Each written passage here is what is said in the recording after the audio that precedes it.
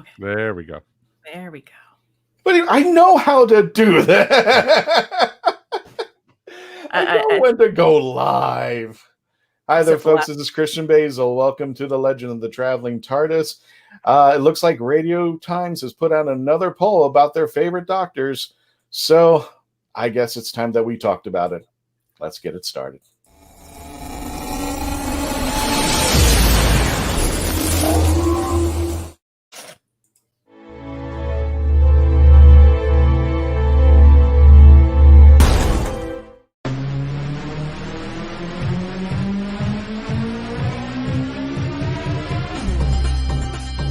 My name is Christian Basil.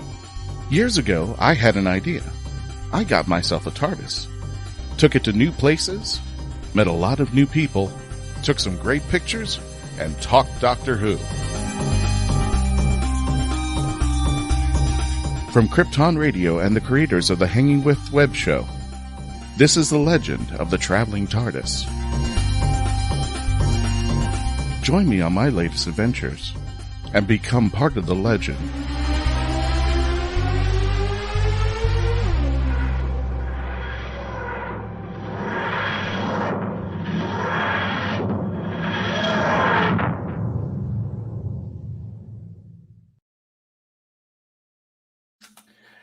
Hello, fellow Whovians. Welcome to another edition of the Legend of Traveling TARDIS. My name is Christian Basil. I am here with two lovely people today. Wow, and lovely. I'm impressed. You're a lovely person today there. We are going to be discussing, first of all, if you're a Whovian, the only reason why you wouldn't know about this is you live under a proverbial astral rock somewhere. What is it where the Sixth Doctor was going to exile himself in that first episode? I forgot. The Titan Moon or whatever? I forgot. I don't remember you. It's okay. It's been that kind of morning today there, folks. We're going to be talking about the Radio Times poll that just came out 2020. Who became everybody's favorite doctor? Who became everybody's least favorite doctor? We're going to be going over that. But first, I want to introduce my team, and we have a special announcement I have been waiting all month for, and I'm so glad that we're going to be announcing this. We've been waiting for this, a very special episode that will be taking place October the 27th. First of all, we're going to introduce the lovely Melanie Dean. How you doing there, Melanie? Doing very well. Hope everybody else is doing just as well and peachy and good and being safe and happy. And on this, well, if you're watching live, it's a Friday afternoon, so you're probably going, wait, what? Why are they here now? That's odd. Well, sometimes when we decide we can get together and start chit-chatting, let's do this. It's one of those things where, especially when the Eccleston announcement came out on Big Finish, we're like, we got to talk about this. We didn't do this now. What time is it? I don't care. Yeah, exactly. And speaking of which, Mr. Mike Faber with Hey, everybody. With the ESO Network. Just a little bit for those who may be just joining us for the very first time. Tell us a little about the ESO Network. Oh, sure. ESO Network is a totally geeky network full of, right now, 23 shows, soon to be 28. And so we're about to add a boatload of new shows to the network. And I host personally 3 of them. And all the shows can be found up on iTunes, Apple Podcasts now, Stitcher Radio. We're also now part of Amazon. That's right, folks. You can find our podcasts all up on Amazon. So all you have to do is say, hey, Alexa, play the ESO Network on Amazon Music. And boom, it does it. So everyone who's listening now is going to be having that playing. Thanks, Alexa. Did you mean Mike Faber and his friends? Yes. Exactly. No, Mike Faber and his amazing buddies. Oh, there we go there. I just said, can you play The Legend of the Traveling TARDIS? And mine goes, I can't do that, Dave. Something. No, I'm just kidding. And Christian's going, but my name's not Dave. But my name's not Dave. Exactly. So open the airlock doors. Al, let's do this. Folks, welcome there. Without further ado, Melanie, should I say the announcement now, or should we wait until the end of the show? Now, because everyone's kind of you're just so damn excited. You're just I am excited. Because we tried to invite them last year, and it was a total conflict, and things didn't happen. And now we've done this year. So everybody, please mark your calendars for a special episode of The Legend of the Traveling TARDIS taking place October the 27th at 6 p.m. We're going to have live on this channel Phantasmagoria. and they will be doing a special Doctor Who episode of their performance. I am very excited about this.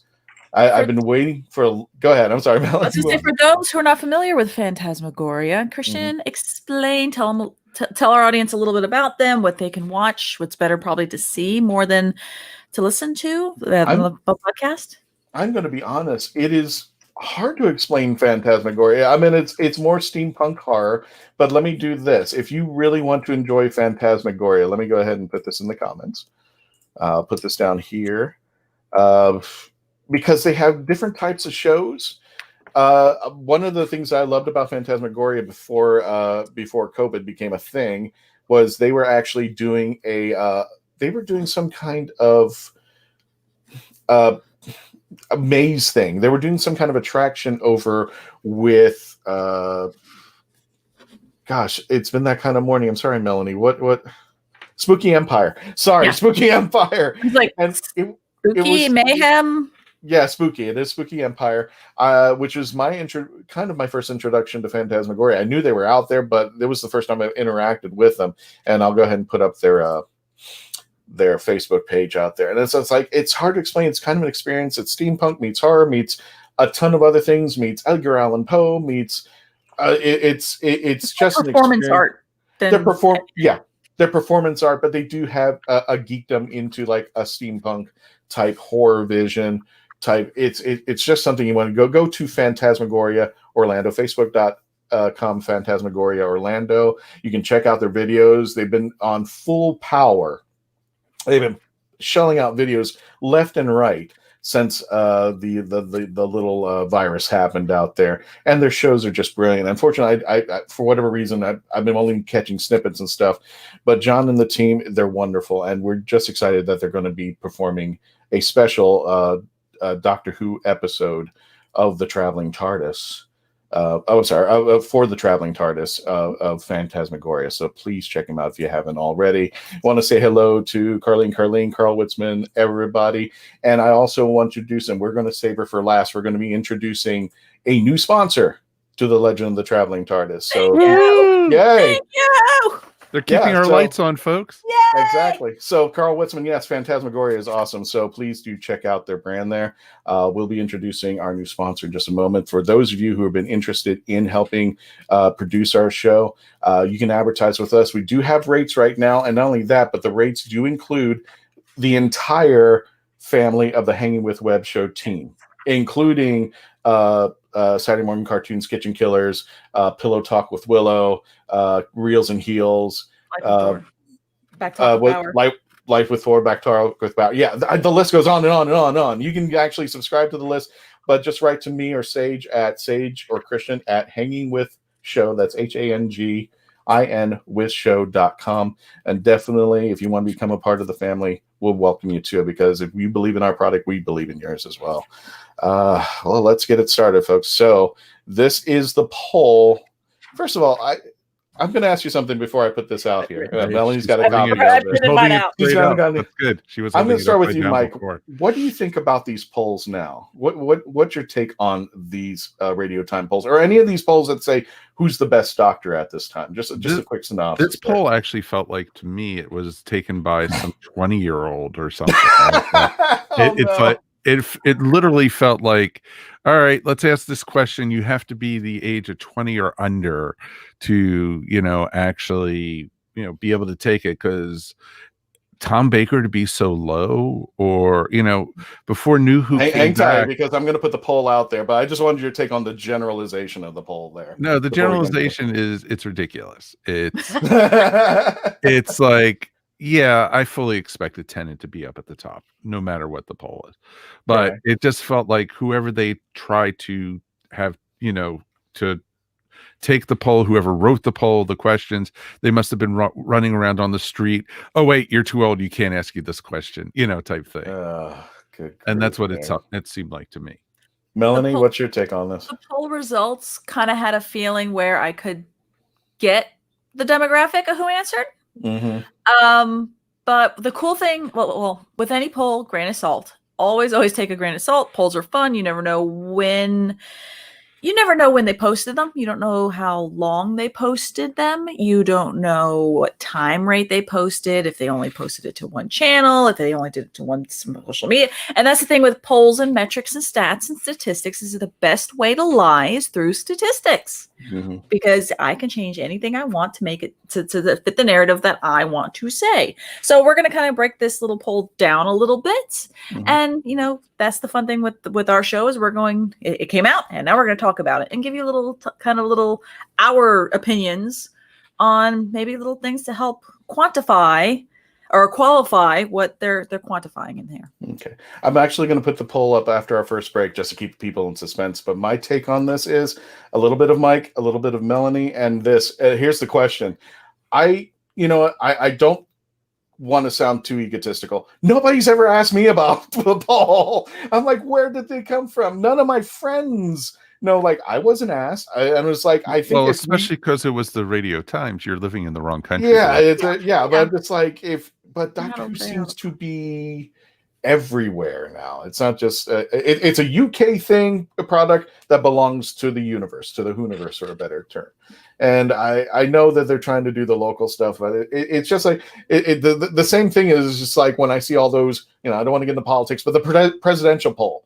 It's like, okay, well, this person's leading. I'm like, nobody asked me about this, and I would like to think that my message or my take on this kind of counts, but it is what it is. But it used to be for me, Mike, it was kind of cool when it first started. There weren't that many doctors. Now today I'm just like I kind of ignore it. I'm just like, where are we going with this? And I'm like, unless you're going to pull the entire Whoniverse from equator to equator, from time zone to time zone, you're just going to be asking a bunch of people locally what they think. And I'm just like, what do they think in the US? What do they think in the UK? What do they think in this country or that country or some amount of the continent? I mean, it just feels like you're right. It seems like there's a demographic in there that seemed to have been predominant, and the rest of the Whoniverse kind of left out of it there. Exactly. So sorry, you don't count. It's not that. I think the poll doesn't do itself justice. Yeah. It doesn't give itself the means to say, okay, and it doesn't say, okay, is this kind of a fish tank group of people that represent the entire Whoniverse, or is this? And I was looking at this again. I was like, I do have some thoughts as to why people ranked the way they ranked, and I think I have an explanation for each one of them. I just can't accept that people got ranked the way they ranked. And I do have my grievances with it.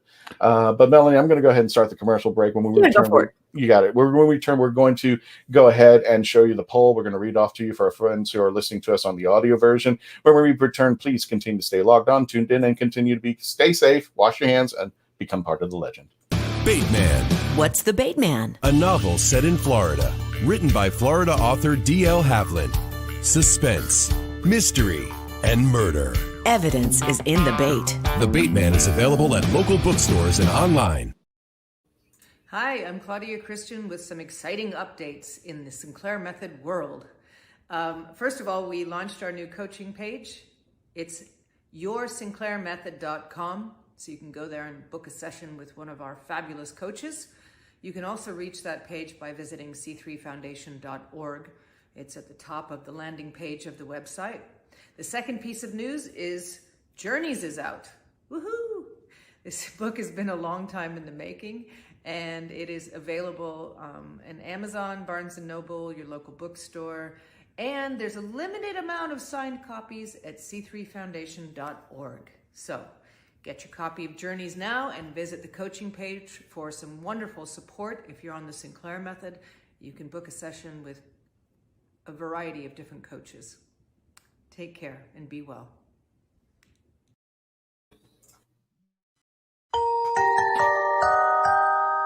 Jackie Sonnenberg's My Soul to Keep is a ghost story rooted in the realities of actual cults. When 13-year-old Sky Monroe arrives at her new boarding school, all she can think about is death and connecting with the afterlife. Soon she discovers her school's spirituality group, the Guardians of Light, and they have a secret. They can speak with the dead, and the organization is a cult. But this isn't Sky's only problem. The campus house where Sky resides is haunted, and even the ghosts have an agenda. They intend on getting the souls they want. Filled with mystery and intrigue plucked straight from the headlines, author Jackie Sonnenberg's research and attention to detail give this ghost story an even more eerie atmosphere. Find My Soul to Keep on Amazon.com today. And if you're watching this on the live feed for the YouTube channel, don't thank us. Thank our friends at geekinsider.com. Join and subscribe at geekinsider.com. At Geek Insider, we foster relationships with those in the geek sphere so we can give our audience the insider view of entertainment, tech, and more.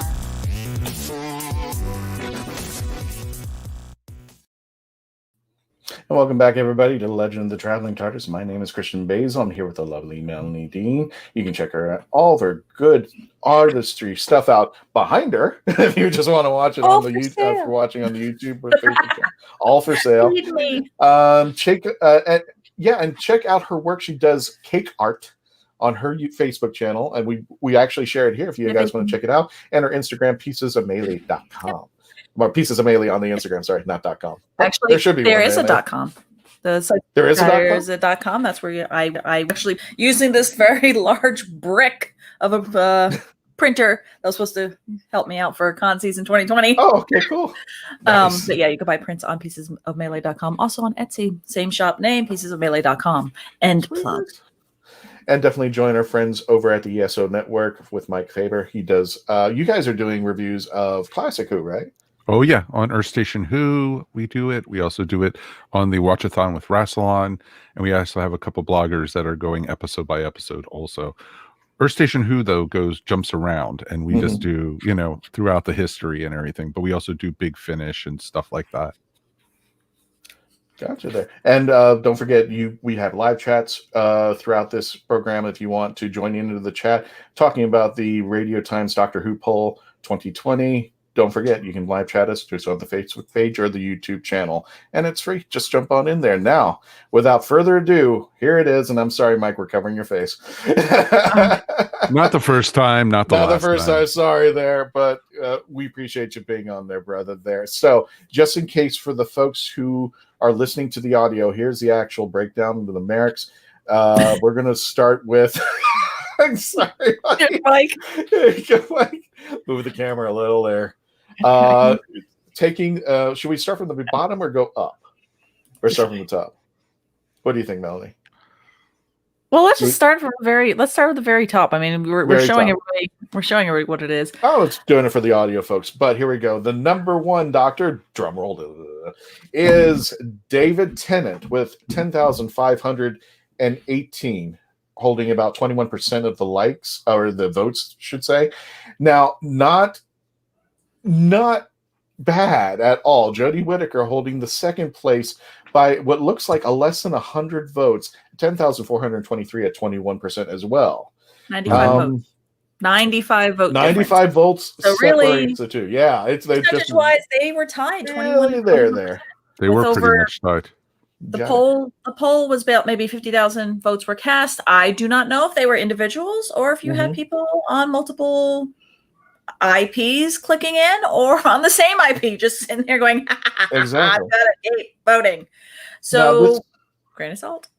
This is what I kind of like, holding third place a little bit, not as pretty strong for third place. Very strong for third place. Peter Capaldi, 8,897, holding 18% of the votes. Followed by Matt Smith, 7,637 the votes at 16%. And I have a comment. Fifth place is Tom Baker, the fourth doctor, at 3,977 at 8% of the votes. That's the big substantial drop. When you go from 1 and 2, you're 21%. Yeah, it's like 21.5 really with exactly. David. Then you have an 18%. Then you have 16%. Tom Baker goes to number 5 at the 8th percentile. And then from there, it drops that's a again huge drop to 4. Yeah. So there's a it's damn near double the amount of votes for Matt Smith. Let me go ahead and read off all the numbers. Let me go ahead and read off all the numbers just for the folks who are on audio. No, you're fine. You're fine. Then we'll break it down out there and there. At 6th place, William Hartnell, and I'm not going to say much, 1983, great year, 4%. Paul McGann, 1427, also a great year, 3%. Christopher Eccleston, 1144 at 2%. John Pertwee holds the 9th place at 1,038 at 2%. Patrick Troughton now goes under 1,000 at 915 at 2%. Sylvester McCoy, 462 at 1%. Colin Baker. Now, I will say this. I think this is the first poll I've seen Colin actually get bumped from the bottom. Yeah, very much so. Which is... Yay! Exactly. Yay! 12th place at Colin Baker for 359 at 1%. And the one that kind of just throws me off, and we'll explain more about this at a later time. Hello, doggies.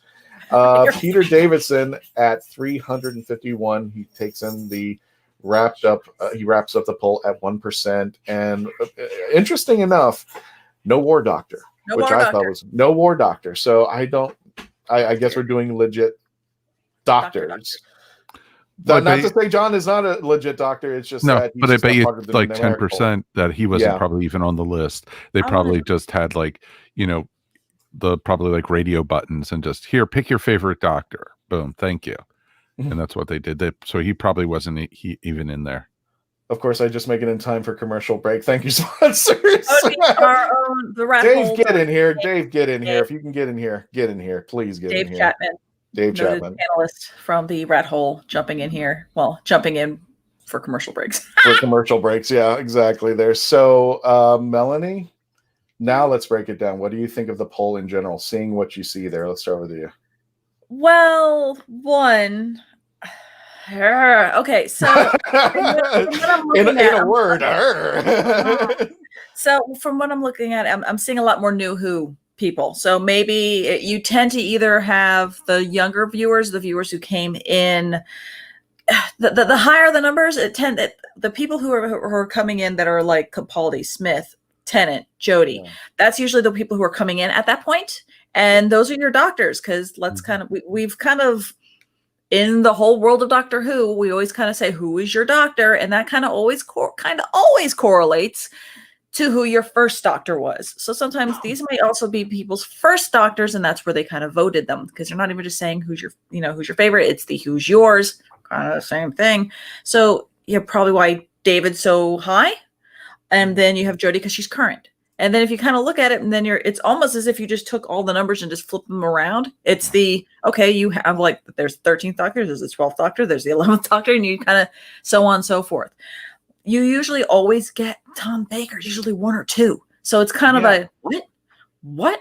So seeing so many of the new Who people stacked up at the very top 5 roles, and then more of the classic towards the bottom, it kind of tells me it's more new Who audience than classic Who, or they're thinking Doctor Who not as the whole general kind of deal.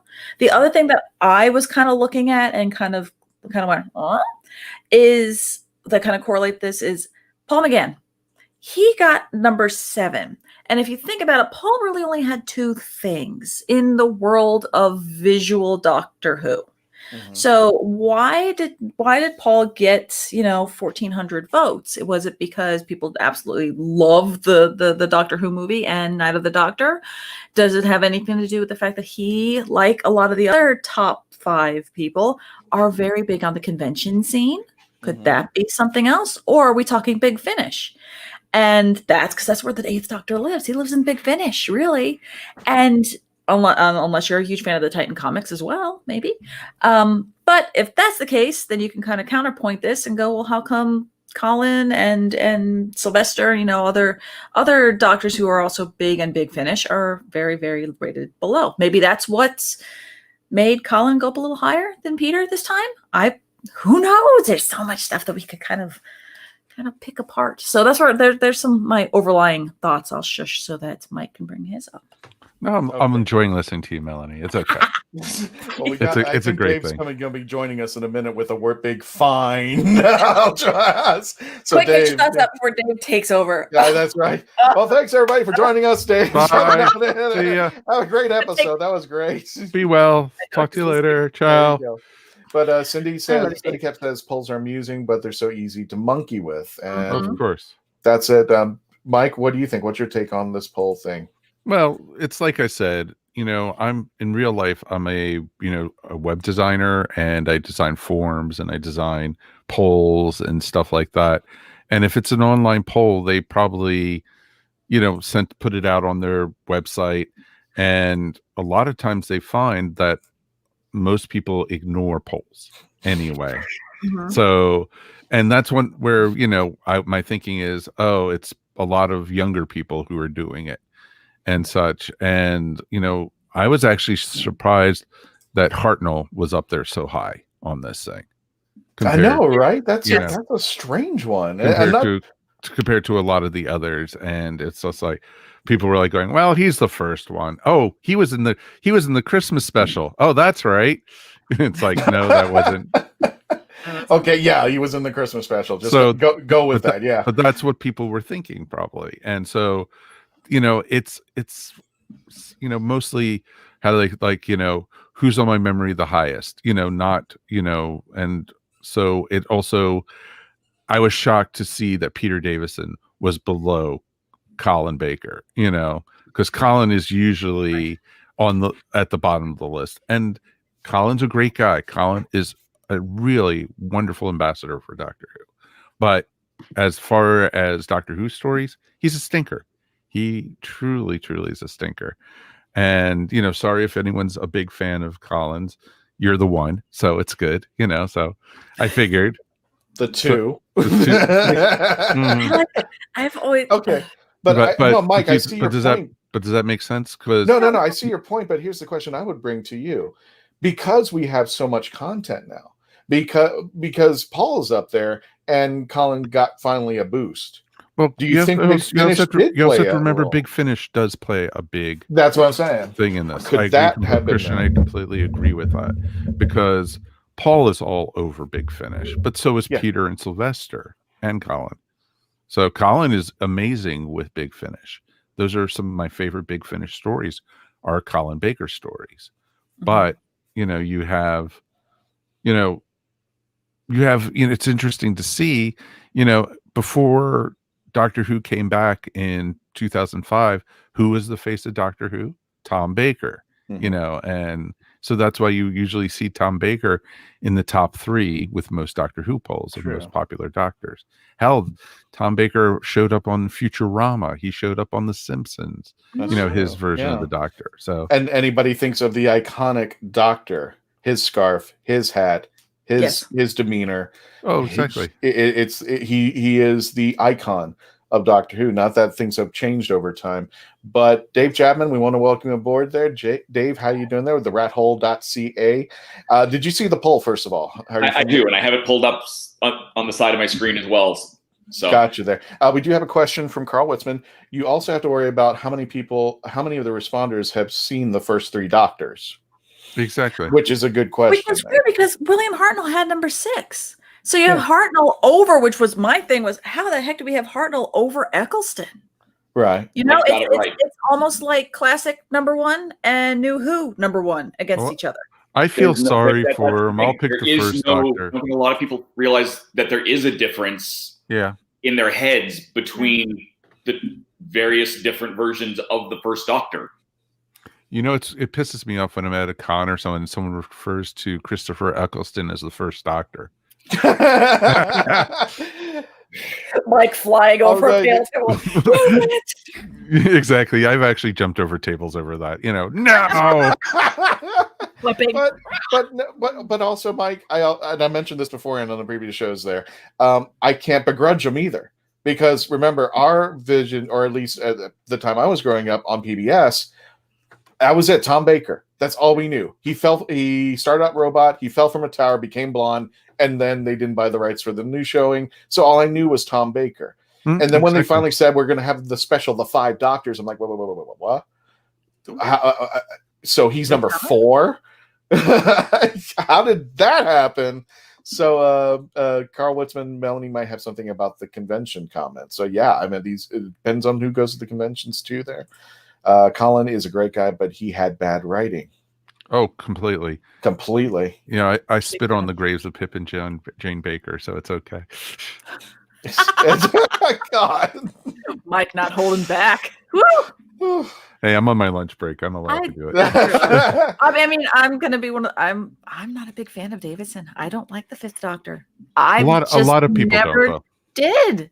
And a lot of that does come from, and I'm going to firmly place the blame and solidarity on my father, because a lot of things that he didn't like, and he was the one that lorded over and had the control over the television set with his scepter of the remote.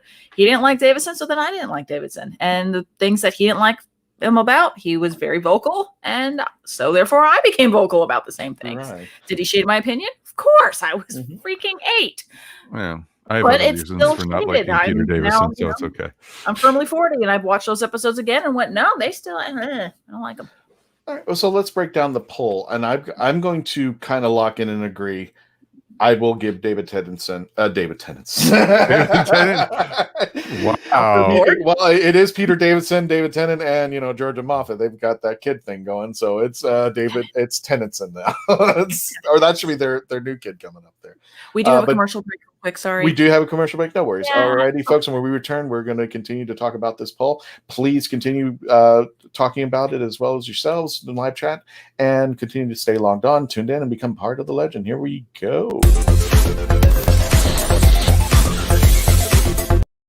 Alien invaders enslave Earth, unleashing hunters into the ruined wastes. One young survivor struggles to elude their monsters, clinging to hope.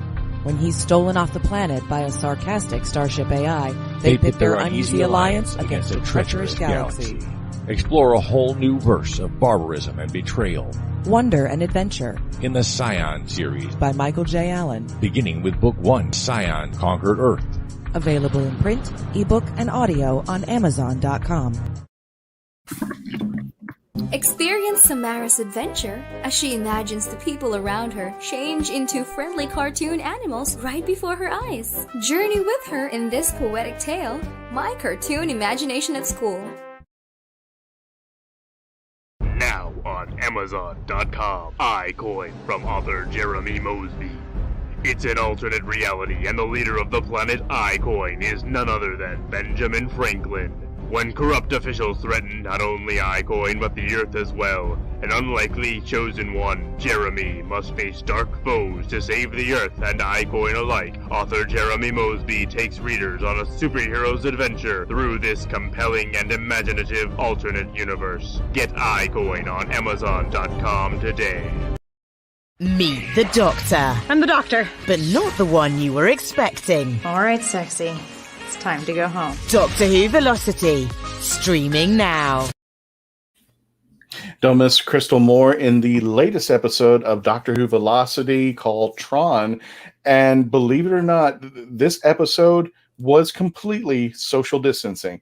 It's amazing how she does everything. There is a behind the scenes. So if you go after the show, please, the Facebook page, Doctor Who Velocity, check it out. Subscribe for Crystal. Check all the 5 classic episodes that she's had, and the current one, Tron, which is based upon that. And it's so nice what she's did with the episode. Have you guys seen the Tron episode as of yet? No, that's fine. It just came out, so just check it out. Just go to Doctor Who Velocity. But you're going to be amazed how well they did things. And plus, they social distance the whole time. So from what I understand, none of the actors were in the same room together. And they put them all in the same room. They look like they've been interacting with one another. So it is really amazing how they did that there. Folks, welcome back to the Legend of the Traveling Tardis. My name is Christian Basil. We welcome to the program Melanie Dean with Instagram Pieces of Melee. We welcome Dave from therathole.ca. If you got board gaming, this man's not going to board your game. He is going to be telling you about what's out there, what's hot, what's not. Wonderful guy there. And from the ESO Network, we have Mike Faber. Now, back to the poll. We're going to break this down there. So I'm going to say we're locking in. I'm okay and comfortable with that David Tennant takes the first place. Does anybody have any challenge to that? No. No. Okay, so we're all agree. I mean, he's a great actor. He's done so, and I think he also has been doing other projects. He's coming out with a new movie. What was it? Around the World in 80 Days. He's going to be Phineas Fogg. He's consistently always doing something, so I think that might have helped his numbers out there. And plus, he was beloved of the stage. Sorry. No. Go ahead. I'm sorry.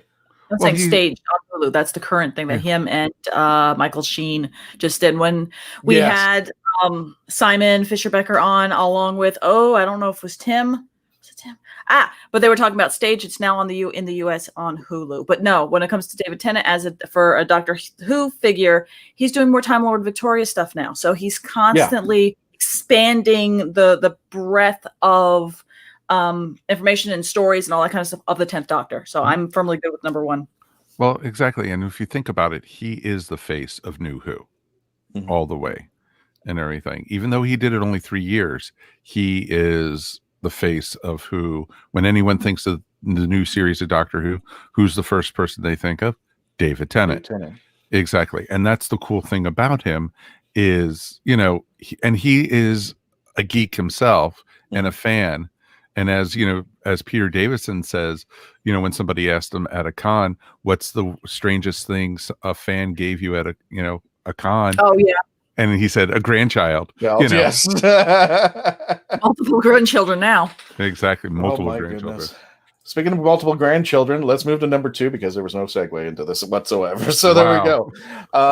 Jodie Whittaker. Now,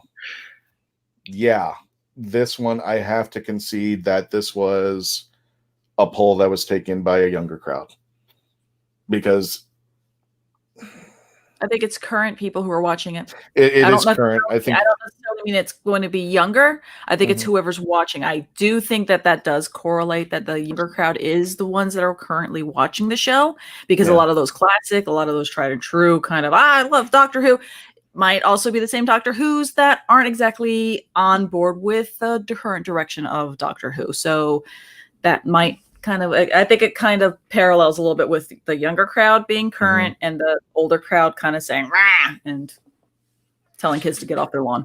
Yeah, exactly. I think she has the because there was one time Sylvester McCoy won a poll against Tom Baker. He just edged out because he was the current Doctor as well. Right at that time, I think he just managed to edge it out over there.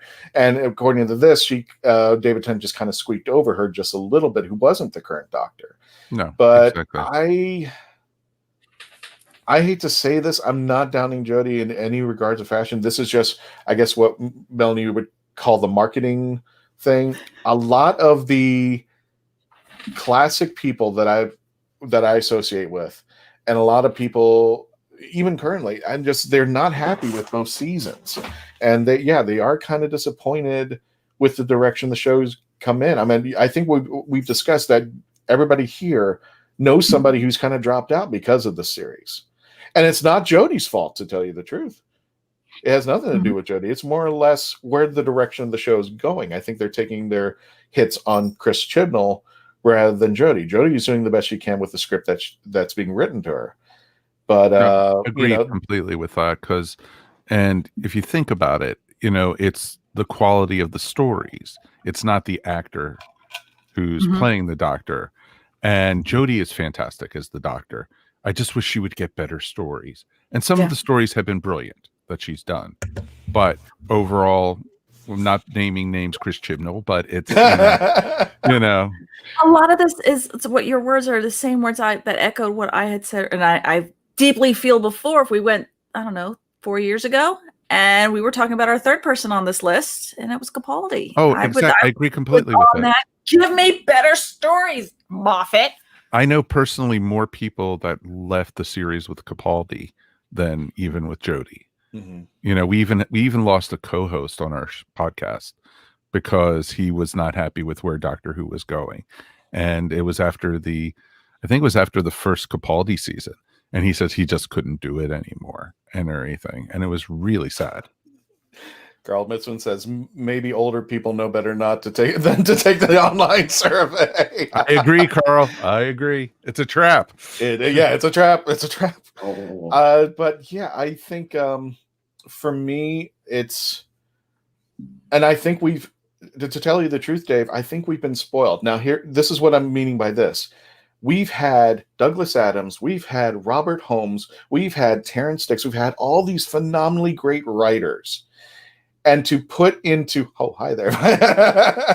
And to put Orphan 55 into that lineup, I can't.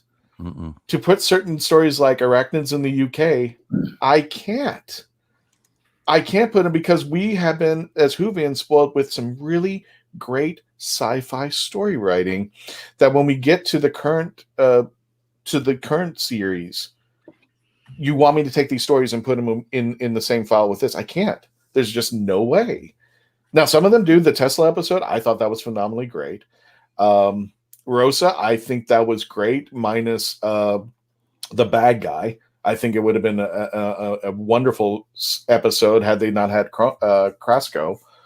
I think it just seems like they have some really good gems, and then they go into the turd bin after a while.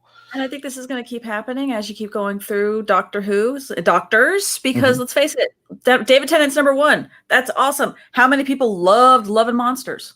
Or how many people love Daleks in Manhattan? Come Or on. fear her. I mean, you're going to get your good and you're going to get your bad. But overall, hopefully this is not, does that influence the Doctor per se, or the actor who played the Doctor, or their interpretation of the Doctor? Well, exactly. Because I'm going to move to. I'm agreeing with you. Hindsight. I said hindsight in 2020. Which hindsight. I'm going. Hindsight in 2020, that doesn't match. No. Number 3, I think Peter Capaldi, to me, should be higher because I think he aged like fine wine. I think people started respecting him. I think people started going back to the episodes and going like, you know what, I really don't. Because when they first saw it, I knew, like you said, Mike, I knew people who left. But I know they came back too. Mm-hmm. And they said, I didn't really give Capaldi the chance he had. And I was like, really, he was a victim of bad writing. What do you think about that, Dave? I agree. I've said it before because I've done a lot of stuff with the 12th Doctor gaming wise, with the role playing game, and it came down. I went back and watched all of that because there was some space in between, as there always is with Who episodes. And in my head, Capaldi jumps around. The character jumps around a lot. You've got a curmudgeony old alien, okay, and eventually you've got this rock and roll guy, and you've got this professor, and there doesn't seem to be any thread. The thread is a little bit more there when you do actually watch it back to back. All right. But it's still, his character was all over the place, and it drove me nuts. If you had given me day 1, curmudgeony old Doctor with the blackboard and all that, or Professor Doctor at the very end, I would have been thrilled. Capaldi is a brilliant actor. But it was all that in between. Why is he driving a tank with the guitar? Yeah. But that was so awesome. That was playing Pretty Woman. It was just, I loved it. I think that was finally, because I'm going to say this because you said there were 3 different variations. I would have loved the 12th Doctor and Nardole version to start the series. I think you did. We would probably still be talking about Peter Capaldi. And Carl Witzman's right. Once this email address, they will spam me. Get off my lawn, Radio Time. So I do think it's kind of clickbaitish what they did because everybody, jumps aboard on it. But when we get down to Christopher Eccleston, I want to bring Cindy's comment back up. That's why I hit it for a second. She's going to come back up because we're talking about it. But I do want to jump down because we're running a little bit on the time. Matt Smith is 4th place. Tom Baker is 5th, and 6th place is William Hartnell. Those 3 spots, I don't understand.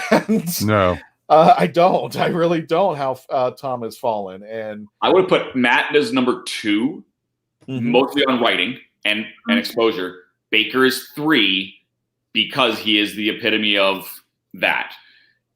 Everything below that, the only thing that surprises me really is how high Hartnell was, but we've explained that one away. And Paul McGann. Yeah. Because he has almost no exposure. Yeah. No, but he yeah, is we big were on talking Big Finish. exactly. So the question comes back is if we're talking about that this was done by, you know, quote unquote millennials, how is Paul McGann pulling up into the 7th place unless he has the Big Finish? And are millennials listening to Big Finish, which would be cool. I mean, I'm sure they are, though. Exploding out there. I really think conventions does help out when it comes to Doctor Who and everything, and that we live in a world that is with the internet. It's not like the old Mystery Science Theater times of circulating the tapes. Yeah, you can go find stuff. So if you go to a panel and you're sitting there and you're listening to Paul McGann and you're like, wow, I really dig this guy. He was what, the 8th Doctor? All right, well, let me go find out where I can find that. And you click through one of your streaming services, find it, and realize, oh wow, I really like it. And then here we are. That's one thing about the poll is, like, I find it kind of refreshing that it's not the same poll that we always see. It's not the stack that I'm always seeing. Okay, we have a new Doctor Who poll. All right, so is it Tennant or Baker at top? Okay, yeah, then exactly. And I tend to find where Jodie and Peter tend to be together and further down because of writing. Well, it's something interesting. Carl just wrote, if someone plays the Doctor long enough, people will forget the bad episodes. It's like at Nostradamus, people only look at the predictions that came close. They ignore all the other stuff. Same with Doctor Who. And it's true, because Tom Baker had some real stinkers in there. Yeah, exactly. And everything. But nobody remembers those. Nobody remembers those. If John Pertwee, same thing, because a lot of people remember how great the Master was in that era, how great, the Doctor was, how he was the James Bond Doctor and everything like that. Where, we just watched a real stinker. We watched this one called Planet of the Daleks, and we reviewed it for our podcast. It will be out actually today. And we talk about it, and it basically is a Terry Nation story where they basically redo the very first Dalek story again and everything. So. But I'm going to say this, and let me elaborate up because we've got to get a commercial break. And we're going to introduce our new sponsor. She's awesome. I think we watched Doctor Who back then because we didn't care too much into the stories. The stories were good. Some of them were just above their time, but we didn't have the tech. We didn't have the CGI and everything to complement what great story and in some cases what great acting. So I think we kind of defaulted to who the Doctor was. We wanted to watch John Pertwee. We didn't care if the sets were wibbly wobbly. We enjoyed Tom Baker because we wanted to see his wit. We wanted to see him talk to Chop Suey, the Galactic Emperor. That was the kind of stuff I think pushed harder with it. But today, the current situation, the current actors, they have CGI. We actually have the tech now that can actually complements the writing that is today that we couldn't do back then. I mean, the talents of Wang Chiang. How often could the homunculus, but if we had that tech today and pulled it back to the talents of Wang Chiang, how much of a better episode could be if the tech actually worked with the story? But that's not to say the storyline was bad or what the acting was bad.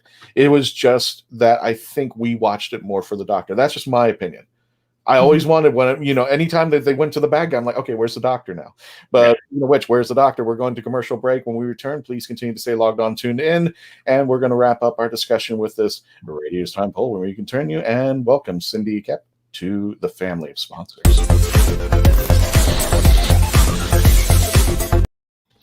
Famous Faces and Funnies in Melbourne, Florida is leading the way in pop culture fun. From comic books and graphic novels to Funko Pops and collector's items, Famous Faces and Funnies has it all. Rick Shea and the professional team at Famous Faces and Funnies are friendly and knowledgeable. Whether you're looking for toys, props, collector treasures, or a new comic book, Famous Faces and Funnies is your one-stop shop. To find Famous Faces and Funnies on Facebook and Twitter, just type at FFF Comics. You have more options than ever before when choosing a film, a television or internet series, a book to curl up with, or even a radio show or podcast. Get to know the people who are creating for you. The Hangin' With Web Show, hosted by award-winning author and journalist G.W. Pomicher, is the internet's fastest-growing web talk show series. The Hangin' With Web Show features professional, yet casual, in-depth interviews with creative arts and entertainment pros. Meet the people behind a digital revolution in creating more quality content than ever before in the history of media. Find the Hangin' With Web Show on YouTube, Facebook, or Twitter, or simply go to www.hanginwithshow.com. That's www.hanginwithshow.com. And now the Legend of the Traveling Tardis team want to welcome author Cindy Kep to the family of sponsors. Check out her ad, and please, when you get her books and you subscribe to her subscribe to her website, please tell them the Legend of the Traveling Tardis sent you. Author Cindy Kep is writing on the edge. Books include Remnant in the Stars, The Loudest Actions, Lines of Succession, Mindstorm,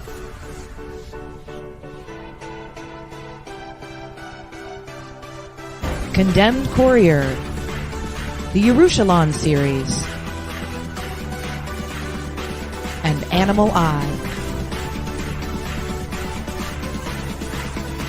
Find author Cindy Kep at CKOEPP.com today.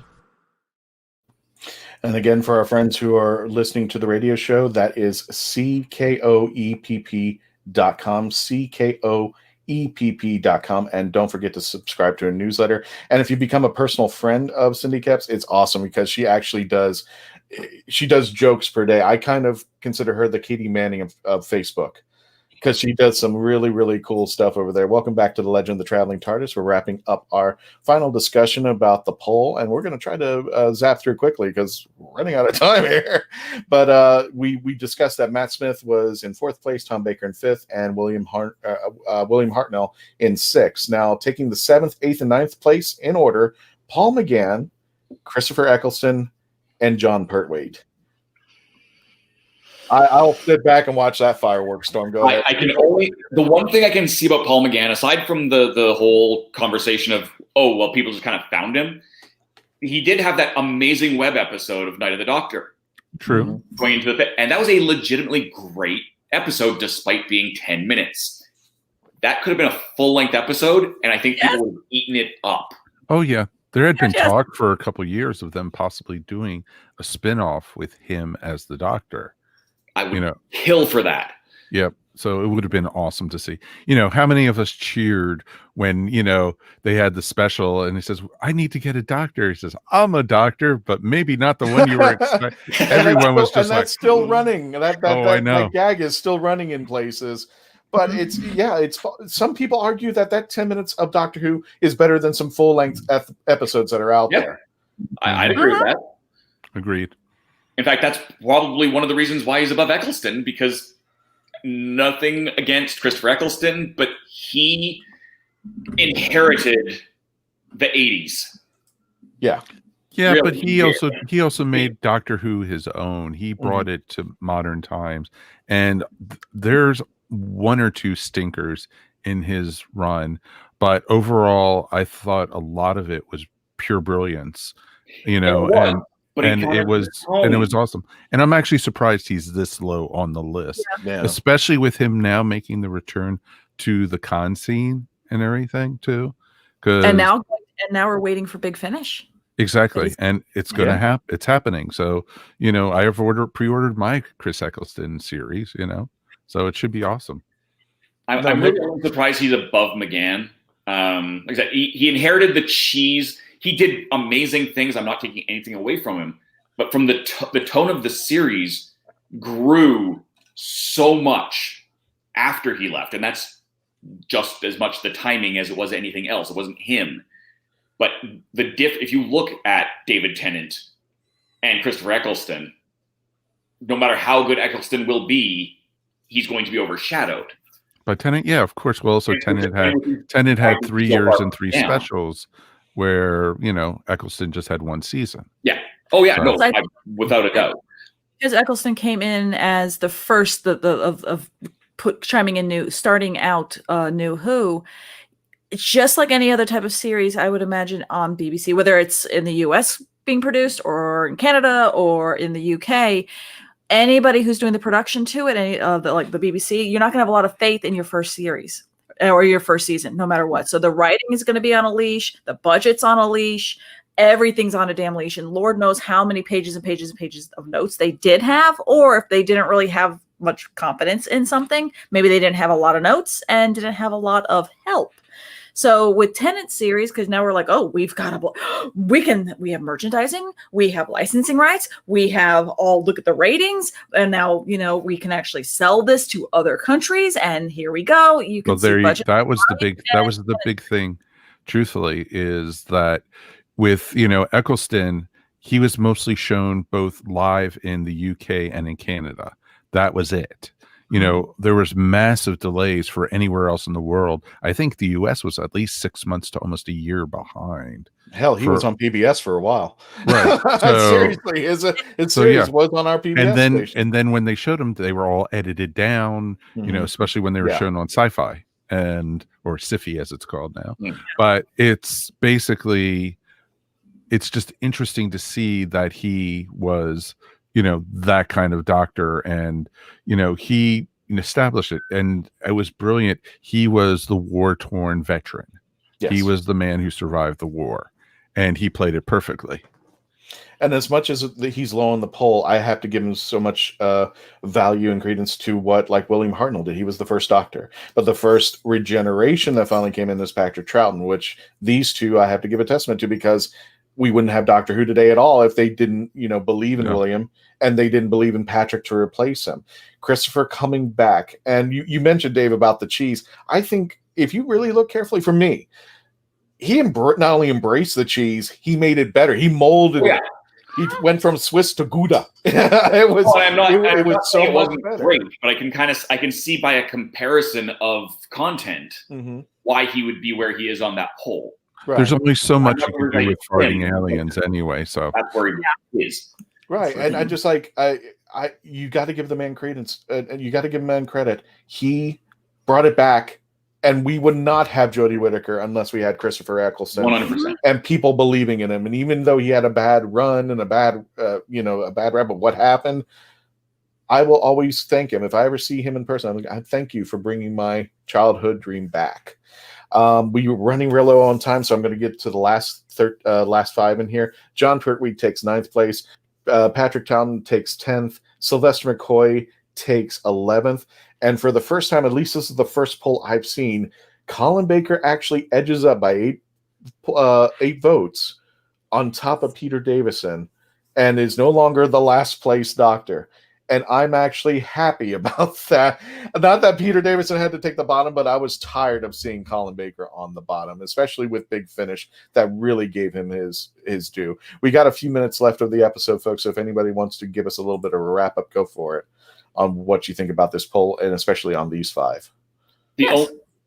My only thing with Patrick, I went to see Power of the Daleks when it was released in the theater. They did put that animated version out, and I saw people walking out.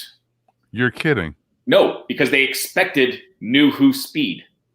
Oh, I think they walked into that expecting a New Who experience, not a 1960s speed. Because there's a very different process back then, right? No, I agree completely with that. Yeah. I think my issue, because I went to the theater, I saw that, and I did see a lot of, and I was not happy with it. I think Troughton's at 10 and not in 13 because of more people seeing, because they're doing the animated ones a lot more. So you're going to have a lot more people that's going to be on their radar.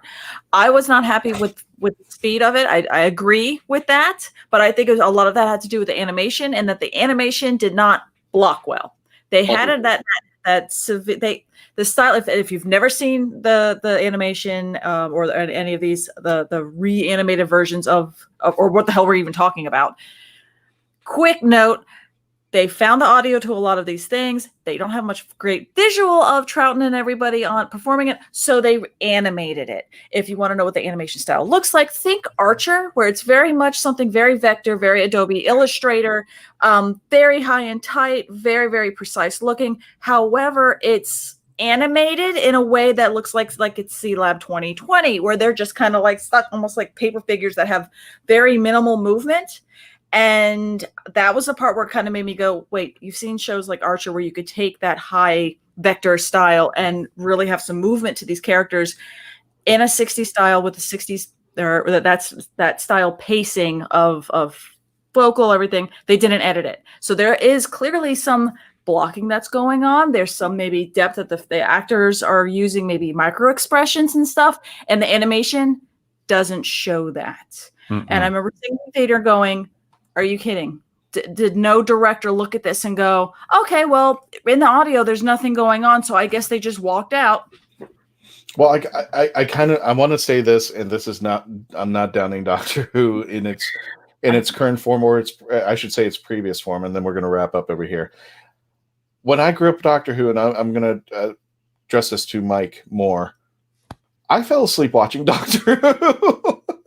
I mean, when I talk about classic episodes, when I'm talking about the classics, it was not beyond me, because that was just the pacing. It was slow. They were trying to fill in things, whereas today they've got so much, now they got to cut out things or make it into a 2-part, or in some cases 3-part episode. But back then they had to fill in the gaps to get to the cliffhanger, and they had to. And I was known to fall, even with Tom Baker. That's not to say that the episode was bad. It was just the pacing. So when you're bringing in a new audience who's used to those 45-minute go, go, go, go, go, go, go, go, go, go, go, and then bring them back and they have to watch a classic cartoon episode with that kind of pacing, it just doesn't gel into the new world. It just doesn't. It's a different series than it was 50 years ago. Right. Basically.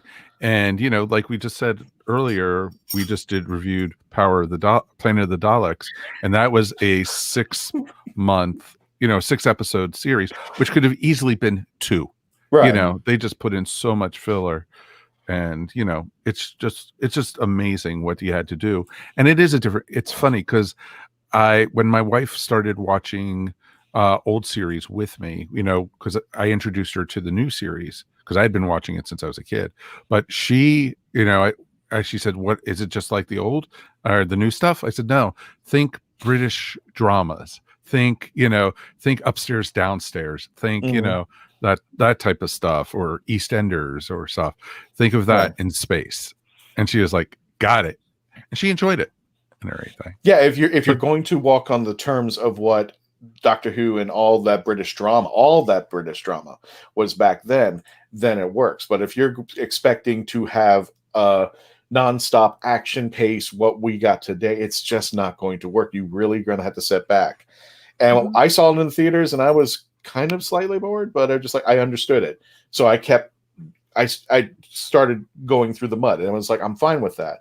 It's just that, for a newer audience who is not used to that, it does fall to the wayside. And especially with the animation and everything, and they're listening to audio that was just found, it is kind of hard. It's not a theater experience. It's something that you have to go home, sit, enjoy, pause, and try to appreciate. But I do appreciate they even tried to put it in theater, so can't complain there. So, folks, we are at the end of the episode. Do we have any wrap-up things about the poll, or anybody want to have any last-minute discussions? Again, Phantasmagoria will be premiering October 27th for their live performance here at the Legend of the Traveling Tardis, and we're going to have an entire month of Halloween horror stuff going on from every episode throughout the month of October. So be ready for that. We're going to have a Monster Mash game, and we're going to have a special episode, Doctor, do you believe in ghosts? Where we actually go into the Whoniverse to see if you can convince the Doctor that he should or she should believe in ghosts or not. So thank you so much for joining us. Everybody, I'm giving you the last chance before we go.